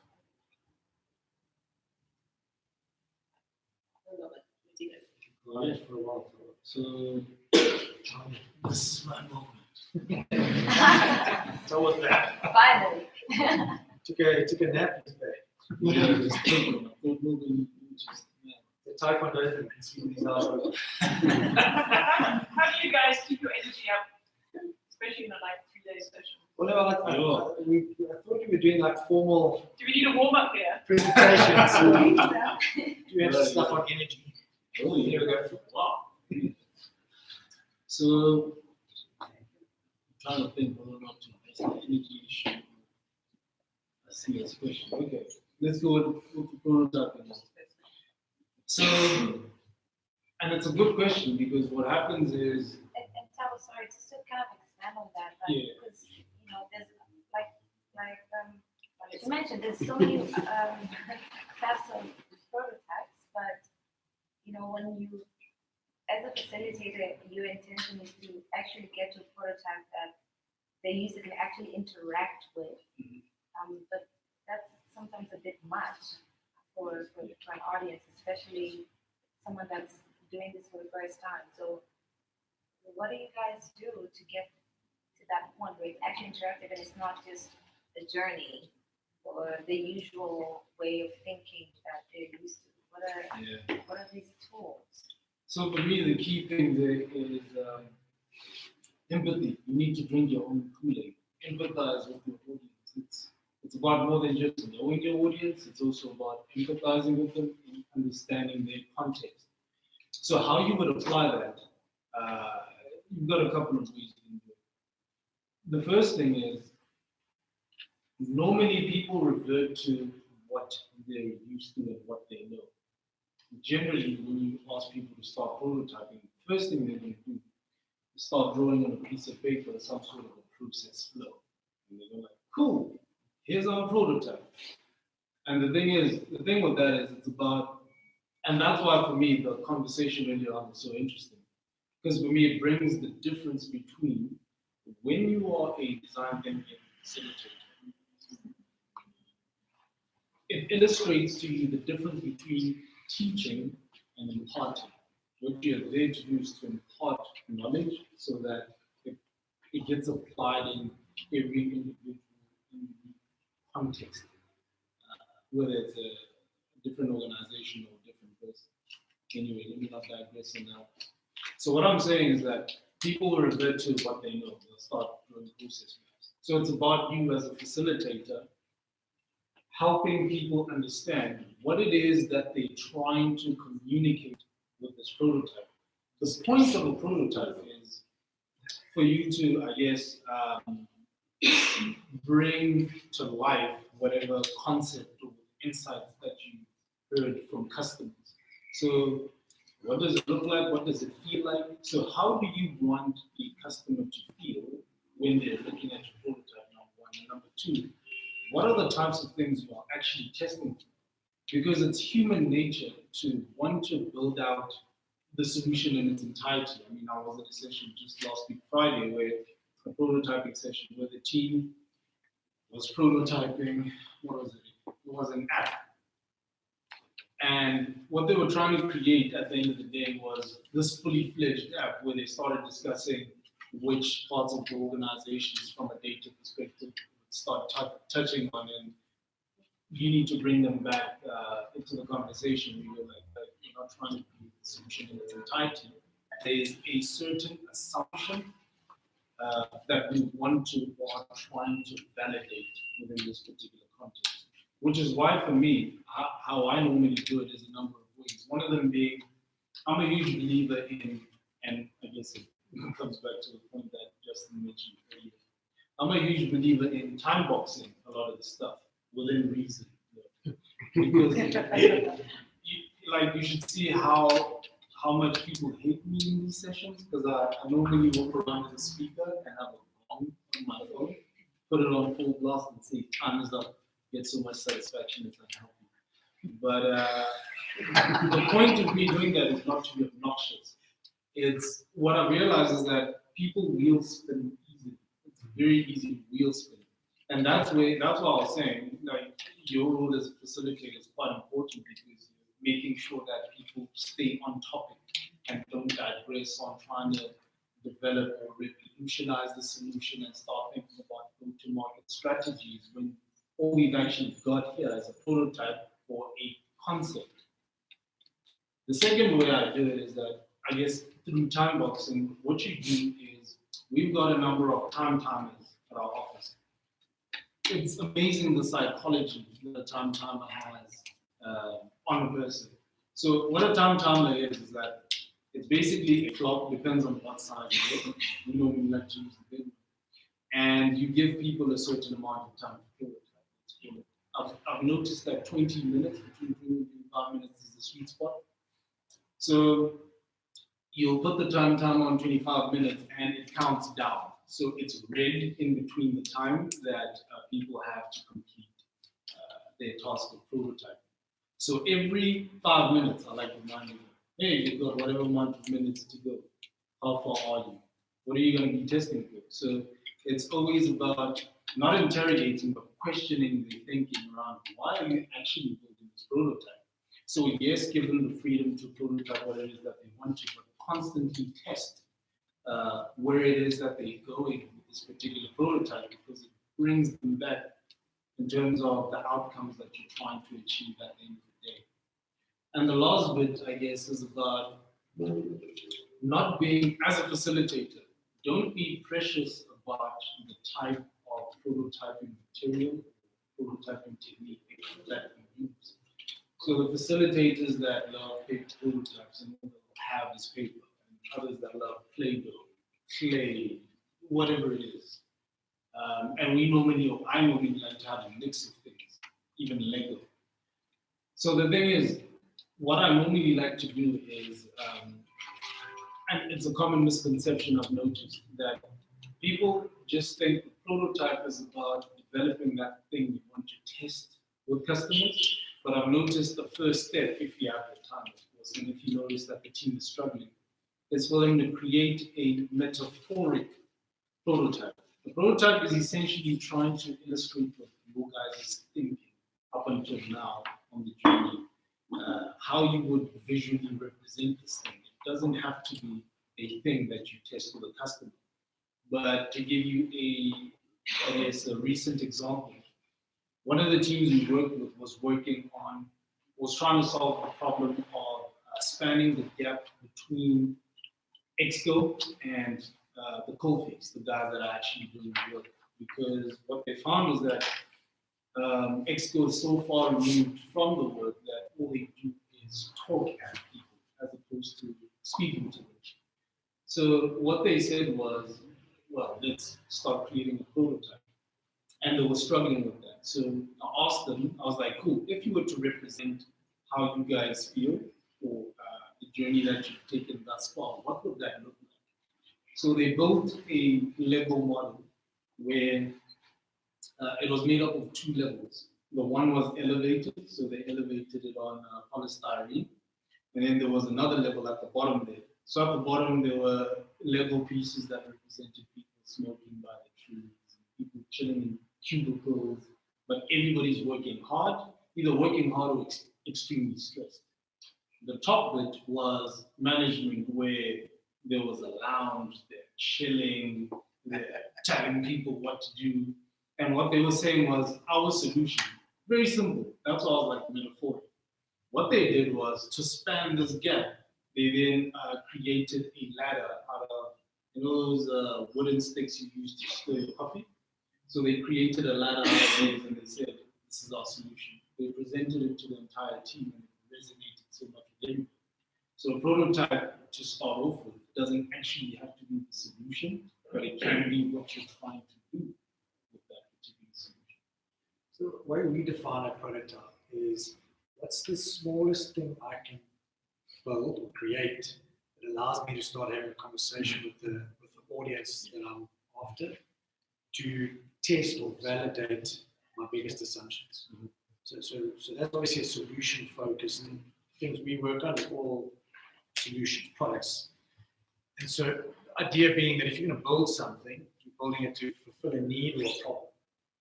So you've got to validate what are you assuming? You know, I'm assuming your child's going to like mind maps. Cool. I need to build something that allows me to engage with the child to see whether mind maps is something they're going to enjoy. So it's the smallest thing. What we found recently with most of our clients, when it's like early stages of a concept, just a brochure. Create a brochure, a couple of words on the thing explaining what the product is, and we flop it down in front of some people and then start asking them a bunch of questions. That's it. It's a concept. It's nothing. So that you can do in a couple of hours. So it really depends what you're trying to do. But a prototype can be anything. I don't get too hung up like people talk about MVP and MVP and prototype, and now there's this new MVP thing. Yeah. What's an MVP? Nobody knows. Yeah, it's fun. You know, and I think it's a wireframe. It's not a prototype. What allows me to have a conversation with the person who I'm trying to solve this problem? But I think the important point here is that it's an iterative thing, and you may have prototype, lots of them for different purposes. How do you design? Because often we have 5 days and we do stuff, and at the end of 5 days, that's done. But often we don't want to take 5 days. We want to do 1 day now because people's diaries are precious, and then there's a gap where something happens, and then we do the next time. How do you plan that it could be over time and not all just consecutively, and then we're all done with our design thinking, that it's a process that gets towards execution. With us, it's like almost impossible to do the final thing. Nobody has time. We get an hour out of an executive day, it's already quite a miracle. And also, we don't like to think of any design work as being separate from the work. It actually needs to be intertwined in the work. So it's almost always long-term as well. Because at first, I want to say we were arrogant enough to think that design was almost every day, all the time, whatever, all the different stuff. But what we saw was how much, there was the disjointed nature basically of doing all of that in a nice feel-good movement. People they feel great. They go back into their desk, they meet the same conditions that they had before, and they're unable to actually fulfill any of the stuff. In fact, you've done a service because now you've shown them what the gap is between what's possible and what's actually there. We try very much as possible, rather, to do like this, I want to say that manageable amount basically of getting people to use design in a way that supports the work that they're trying to do, and more often than not, they're the ones who are able to amplify it and incorporate it in ways that you really couldn't if you were forcing them to be doing it in a compacted or even a separate way. I'm not going to actually go into that a bit. But yeah, that's basically it. It needs to be intertwined, I think, into the people's work in our context. And getting them to execution, I know you guys do quite well with getting stuff into actually people doing stuff, because often you end up with this nice shelf full of prototypes and they go nowhere. How do you get action? We also going to answer one more time, sorry. Go back to it. So the way that you almost always end is, okay, we'll come out with all these things. What are the conditions that need to be in place for this to actually happen? We by just naming those things, it makes them like really aware of what could be obstacles and so forth, and then they start even ideating again, how do we actually get over any of the stuff? And then what are the tasks that are going to be involved, or actions that are going to be involved? Who can do what and so forth, so they can get to opt in into fulfilling all those things. And then usually there's somebody who is designated as to to help you in terms of managing this process and so forth, and it keeps them going basically over the next whatever number of days or weeks or whatever of execution. But we find it's really quite crucial to name the conditions for it to work. Otherwise, people just go there, they meet reality, and then they just start doing whatever it is. And Anastasia, I don't think there's anything wrong with taking a process map out. One time out of necessity, we had a client coming into the branch that day, and we were testing a new feature on how to increase your limits online. And we hadn't had a lot of time to design it, but only in the morning, so we had a process flow out. And she came in and it was on this hideous brown paper, and she didn't even think twice, she just started going through it. And it was really valuable. She actually started moving stuff. So I think that's a nice start to get learnings already.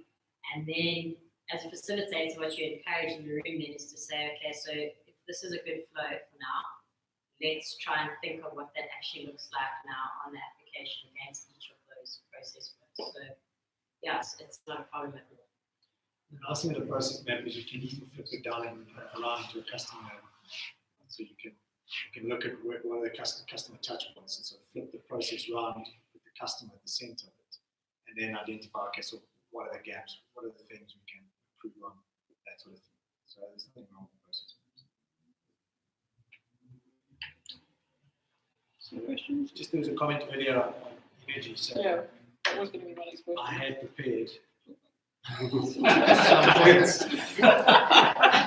So I think as a facilitator, energy is very important, and there's 3 types of energy you need to take care of throughout the process. So the first one is the physical energy, and that's pretty easy. Just make sure you've got all the right food to fuel people. And I don't mean junk food, and I don't mean too much food. You need to be conscious of fruits, water, coffee, healthy snacks, small amounts.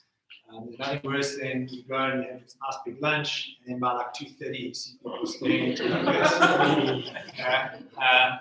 So physical energy, it's really just down to the food that you have. Then there's the mental energy. And mental energy, a couple of ways that you can manage that. So short time box things, try not to have sort of more than 90 minutes to 2 hours of continuous activity. So lots of breaks throughout the day. What we try to do with our workshops is we actually start only at like 9:30, 10. So the guys get time to do some work in the morning. We try to finish by 4:30 if the day's gone according to plan. And so that they feel they can still do some work at the end of the day. And we have a proper 1 hour lunch break. And so again, we say to them, that's time to catch up on phone calls and that sort of thing. And then the other way you can do it is by, again, using things like sort of silent activities, that sort of stuff, where because mental fatigue or arguing creates a lot of mental fatigue, right? And decision making creates a lot of mental fatigue. So by having these kind of silent exercises, these individual exercises, you have less of the sort of mental tax. And then there's the emotional energy, and that's the hardest one to manage. But that's probably the most important one. And that's again where you break the exercises, so you don't allow the sort of dominant conversations to happen. You don't allow too much arguing and discussion. So parking lots are great for that kind of stuff. The moment you see people moving away, you say, that's an awesome point. Can I ask you to put that on a sticky for us? You actually make the person that's now killing the energy and dominating the conversation, make them put the sticky and move, and that just kills the conversation straight away. And immediately the energy goes again.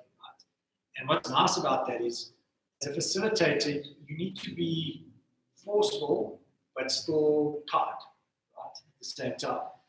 So the forcefulness shows even the hippo in the room that this is your space, you control this. Outside of this room, fine, you're the boss, you're the guy that pays the ticket. But in this room, I'm the boss, right? But you do it in a way without being the boss. You have a presence, a confidence about yourself, you talk loudly, and you engage with everyone in the room. Make sure you engage with everyone. Right? And then there was one more thing. Have like rules of engagement. Right? That's really important in design thinking. So those are the things like defer judgment. So the moment you see, so you remind people of these things constantly throughout the workshop. The moment you have something happening where someone's judging, you kind of refer them back to, okay, our rules of engagement. Instead of judging, why don't you add to it? So then you bring in something that's called yes and. Right? So cool, it's easy for us. In fact, a friend of mine recently did a little talk where he was saying it takes zero energy for us to criticize something. It's easy, it's natural for us. It takes a lot more energy for us to be complimentary and add to something. Right? So now you force people to start doing that sort of stuff. So this IDEO has a nice list of these like rules of engagement that allow open conversation, allow the energy, especially the emotional energy, to stay high in the room, so people feel like they're getting heard, they're getting a chance to say their say. But as the facilitator, you need to be very cognizant of those things. Energy and time, I think, are the two most important things to manage. Because if you let any of those go, that I think you won't end up with the results of it. And obviously your energy as well is critical to the group's energy. Yeah, your energy is very important. So that's miss gym that week. Get a good 8 hours sleep every night. Make sure you're eating clean. Right? Don't rely on sugars, because you'll also have your own spikes and that kind of stuff. So yeah. So we're coming up to 8. Can we close with like what's your top tip or your top pitfall to facilitating a session? Sure. Just thoughts on if you have rules for technology in these. Absolutely. Because so many companies come with the thing of your property brokers. People need to be on call all the time for their clients. What if we're going to miss a deal? And I'm taking notes on my computer. I've got a computer open and it completely kills one way we found to solve that is to have the room co-create what those rules are. So everybody in the room decides on that. And if there's a tech rule that it's okay to use tech but go out the room, you decide those things. So we're not dictating, and then people buy into it much better. That certainly is one way. I'm less. Yeah, I don't like tech. You think your phone.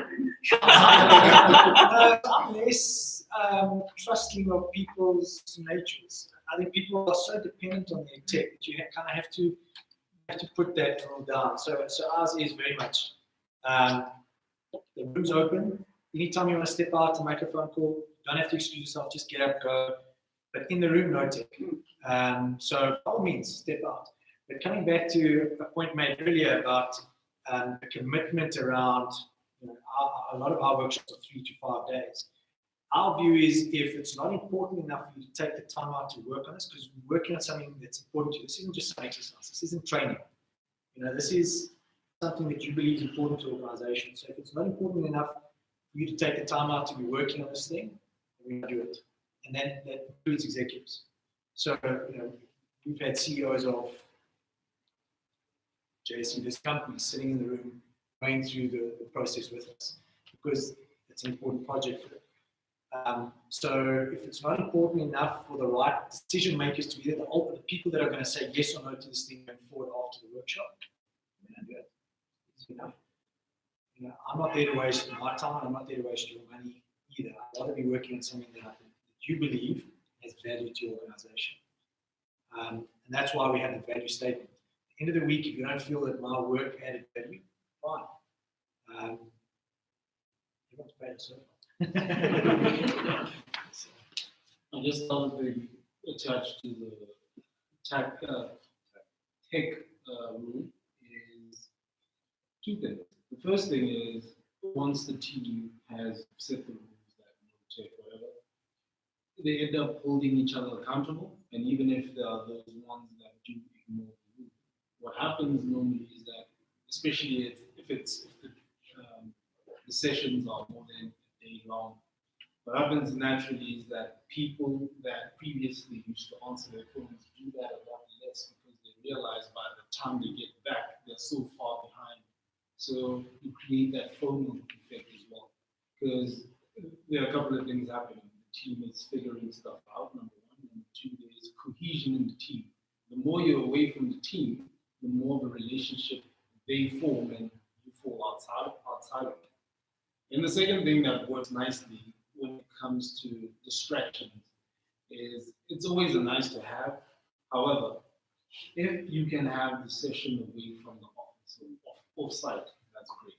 When people coming in to say, Thabo, this person's looking for whatever, the chances are a lot less. All that type of stuff. Any last questions? So top, what's the one key thing people should know or be aware of in your mind? Anyone? So I guess for me they are interrelated. There are two things. The first thing is that design thinking is, yes, it's a set of tools. However, it's about a way of thinking, or a way of working, a way of approaching certain problems in general. So what I've noticed is that people use or perceive it as this unicorn that, oh my goodness, only in Silicon Valley, only IDEO, only the D school know about this type of stuff. So we might mess it up. What do we know as South Africans in terms of applying this thing? Because we've seen it so many times happen where international companies would get a piece of work that design thinking work that a South African company can actually do. So we had an inside joke about it when we said that, but it seems that design thinking and whatever innovation sells well when you sell it with a foreign accent. So like, guys, let's tell them you come up with a French accent, Rachel, British, whatever it was, it'll sell better. But the point is, the principle for me from a design thinking perspective is that don't view it as a cool, I've got a hammer, where's a nail? I want to hit any and everything that I approach.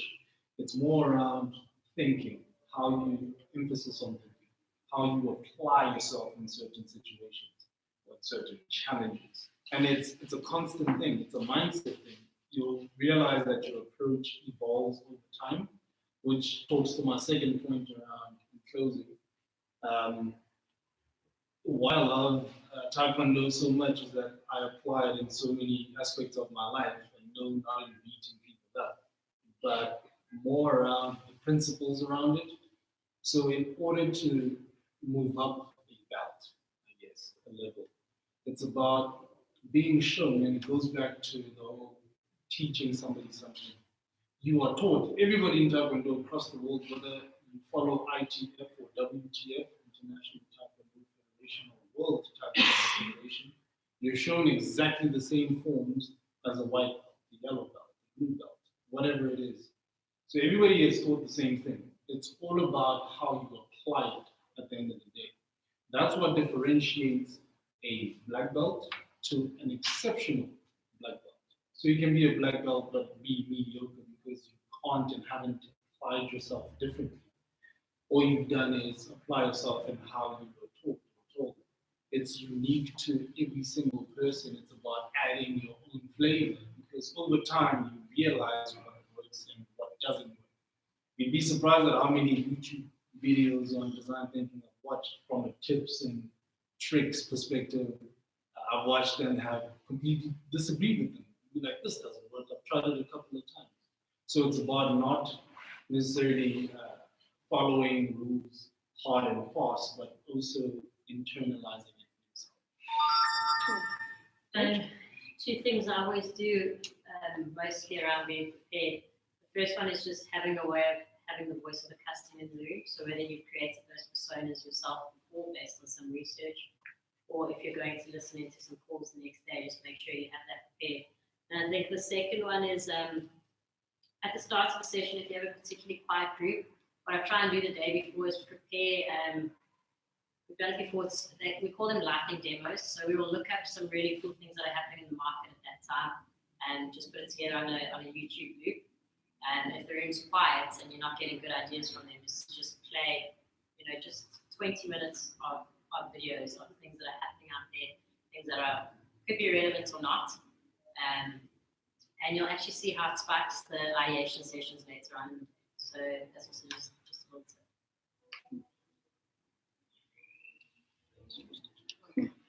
Justin wants to be last, so can you find him? I'm hoping I don't have anything to say. I think the thing for me is to make the most of the time that you have with people, make optimal use of it. Meaning that if somebody's in the room and assuming that they have something to contribute to the facilitator, you have to ensure that you're extracting that value from the person. And additionally, also adding to them as well, that they feel at the end of the day that they've done significant, or they've contributed something basically to whatever it is that you're trying to do.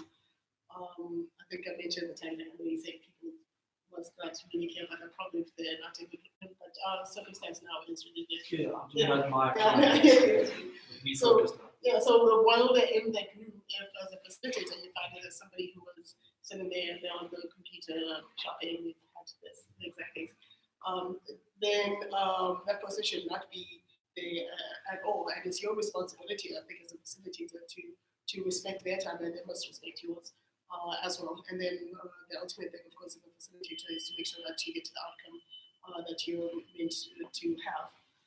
And yeah, so for me, it's just make that time count. Yeah, I also got two things, and they actually have nothing really to do with facilitation. I think they make you a much better facilitator, and that's, and you've touched on it the whole evening, is the preparation.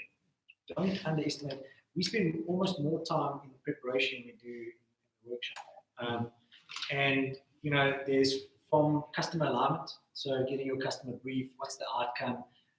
Are they clear on the problem statement that they're trying to solve? Right? Make sure you've got all of that stuff sorted out. Supporting material. Make sure you've got all your stationery ready. Test your laptops. Things like printouts, visual aids. Have all of those things ready. So visual aids are things like the house rules I spoke about. Right? So you can have those things ready, and then as people agree, so we don't dictate too many of the rules, but we have them there, and then we hold it up, and then the guys say, cool, we're happy with this rule, and we put it up, and those become the house rules. And so have those visual aids and stuff ready, props ready. Have things like when you've agreed with the customer what the outcome is that you're looking to achieve for the week, what the problem is you're trying to solve. Write those things out ahead of time and stick them on the wall, so they're constant visual reminders to people of why you're there and what you're trying to achieve. Visit the venue beforehand. Make sure that, because often when we're working with, so in our case, we're working with corporates, they often select the venue. Make sure it's a conducive venue, right? So half the time these guys want to go to like a cool place because there's good food there, and it's like they can say they went to whatever, some fancy place, but it's not. It's good for boardroom type meetings. It's not conducive for workshops. If you're doing interviews, check your tech. Make sure the user interview room is also in the classroom. And then when you get there in the morning, the first morning, get there an hour before anyone else and set up the room. Make sure everything's set up. Your visual aids are up. You've put out the sticky notes, the code keys, all of that sort of stuff. So when people walk in, the room's ready, it's prepared, all that sort of stuff. So preparation is massive. 5-minute talks, the research ahead of time, all of that sort of stuff. Make sure that you're doing that work. And then post the workshop, retrospectives we find very, very useful. We do our own retrospective to try and figure out how we can improve. And then often we'll do feedback with customers. So generally we'll have 1 or 2 key people that we've dealt with leading up to the workshop. We'll then meet with those people afterwards and make sure, okay, what worked, what didn't work, what can we improve, so that we're constantly getting better. And so this idea of constantly learning, evolving, and improving your skills is, I think, a really important skill for facilitators. Can we have a round of applause for the...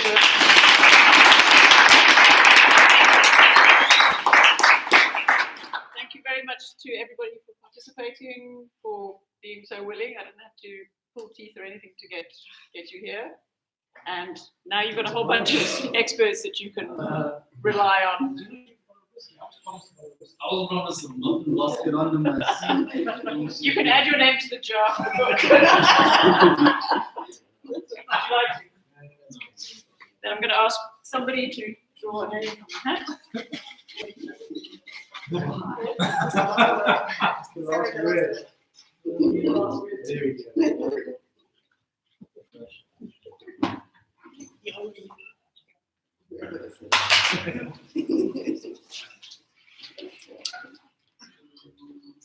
Courage.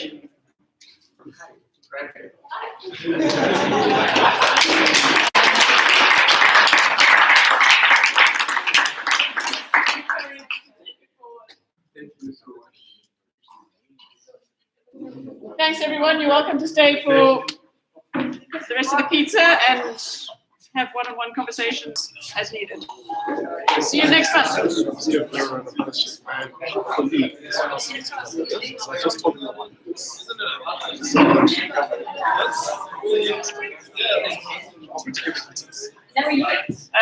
I got online.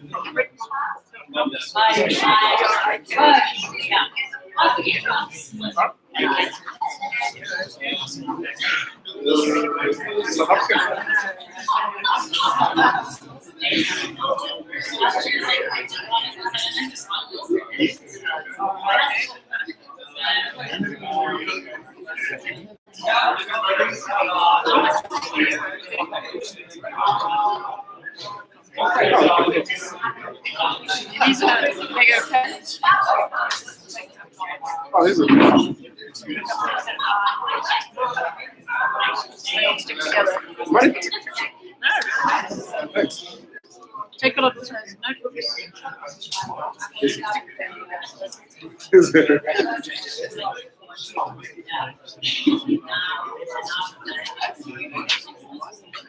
Thanks, Jim.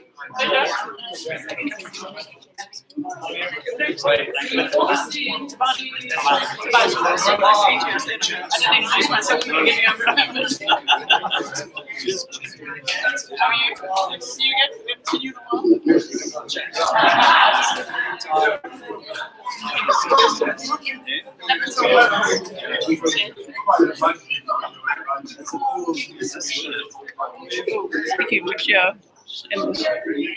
Is this your laptop?